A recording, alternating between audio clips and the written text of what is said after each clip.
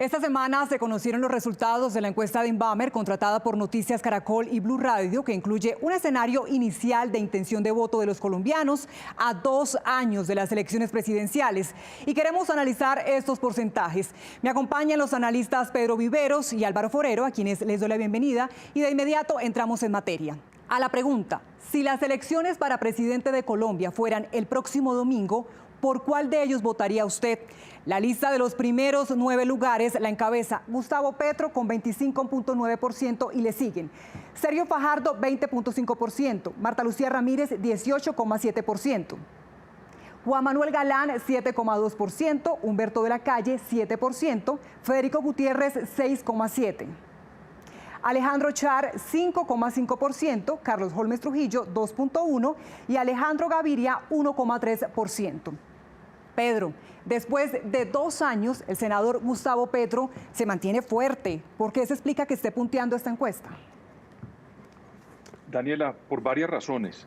Primero, él ha estado, digamos, desde hace varios años siendo el contradictor natural de unas tesis que durante los últimos 20 años han sido las victoriosas en materia política, como son las tesis del uribismo del Centro Democrático. Eso lo hace el opositor por naturaleza.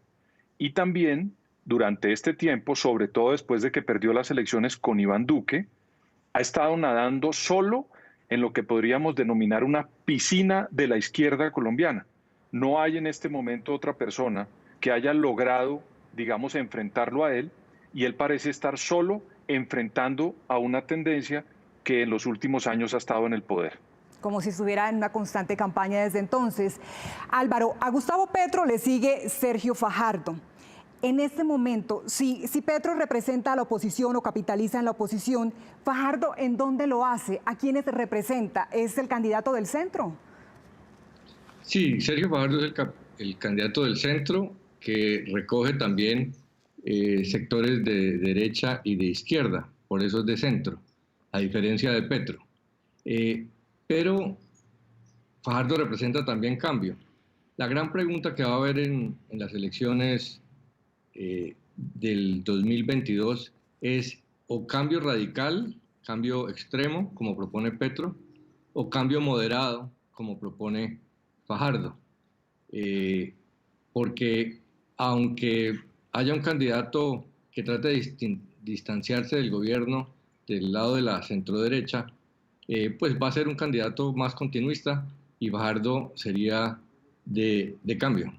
Bien, hay otro punto muy interesante en los resultados de esta encuesta y es el 18% que logra Marta Lucía Ramírez, una cifra nada despreciable. ¿Cómo entender que la fórmula de un presidente que tiene un poco más del 50% de desaprobación logre tener los primeros resultados, Pedro? Daniel, en Colombia hoy hay 3 fuerzas comprobadas que tienen votos en este país, que son Gustavo Petro con su proyecto político, Sergio Fajardo, que durante mucho tiempo ha hecho política regional y también nacional, y el Centro Democrático. Ese partido, por más, digamos, elementos negativos que tengan, tiene una, por decirlo de alguna manera, una especie de arraigo en muchas regiones de Colombia, y la doctora Marta Lucía Ramírez ha estado en esas, digamos, en esas lides de ese sector político durante muchos años. Recordemos que fue la segunda en la consulta que hizo el Centro Democrático cuando escogió como candidato a Iván Duque. Sí. Por esas razones yo creo que esa fortaleza que tiene el Centro Democrático pues puede llevarla a ella a estar marcando en las encuestas.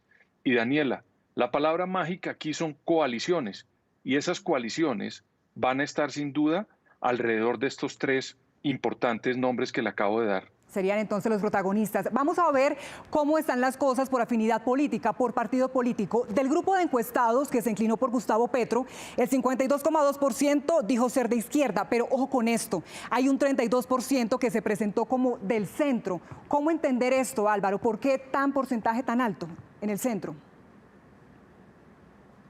Otras encuestas también han verificado que el centro es mayoritario en Colombia, y tiene razón porque la mayoría de los colombianos dice que no es de ningún partido. Entonces, la explicación real es que el centro sí existe, así el senador Petro diga que no. La prueba es que algunos sectores del centro votarían por él, y no por eso dejan de ser centro. Como no es cierto que porque amplios sectores de derecha podrían votar por Sergio Fajardo, Fajardo deja de ser de centro. Esa es la característica de una democracia como la nuestra, que está muy polarizada, pero a la vez muy dividida los grupos. El único bloque consolidado es el de Petro a la izquierda. Los demás tienen muchos competidores y por eso los matices van a ser muy importantes. Y hablando de matices, hay otro punto muy curioso para detenernos acá. Tanto Marta Lucía Ramírez como Sergio Fajardo tienen alto porcentaje en el sector de la derecha, quienes dijeron ser de derecha. Pero bueno, en la vicepresidenta lo entendemos. Pero ¿por qué con Sergio Fajardo es mayor la derecha y no el centro, si se supone que sería el candidato de ese sector, Pedro? Porque volviendo a la analogía de las piscinas, así como Gustavo Petro navega y nada solo en una piscina que es la izquierda, la otra piscina, que es el centro derecha y la derecha, pues hay muchos competidores. A Sergio Fajardo no lo identifican necesariamente con la izquierda, lo identifican con unos sectores de centro derecha.